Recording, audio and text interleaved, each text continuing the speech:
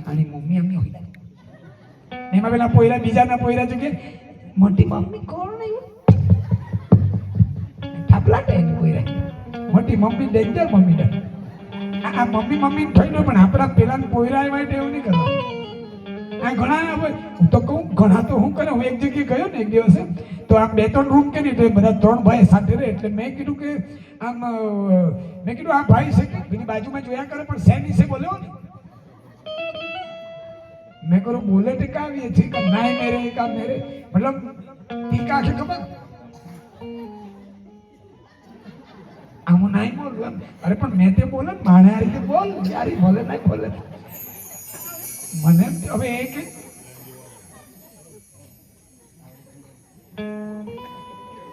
આમ કહ્યું ત્યારે મેં સમજી ગયો કે એ લોકોનું વાકું છે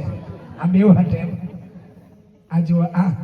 અરે મને તો કહેવા જો કે એ લોકો નહીં મળે એમ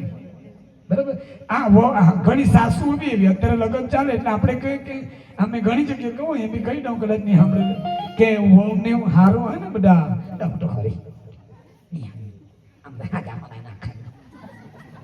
આ ખાલી જ મૂકે હું તો કહું હારી કેટા શીખો હારી રીતે રોટલો ખાવાનો હોય ને આ વડીલોની પ્રાર્થના હું તો ખરી એમ નહીં કહેવાનું બહુ હારી ના હો રોટલો દે કાંઈ નહીં બહાર આવું પોઝિટિવ બોલતા શીખો તમે કેમ કોઈ માણસ બીમાર પડલો હોય દવાખાનામાં ગયેલા દાખલ કરલો હોય એટલે મળવા જાય ને તો કાવી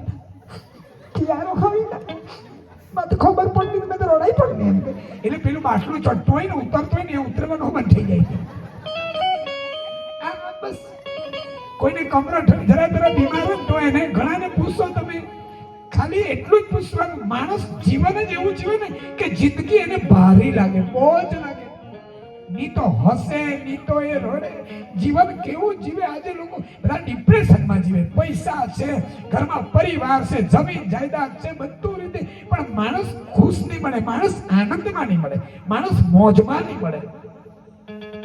સદા મોજમાં રહ્યો આનંદમાં રહ્યો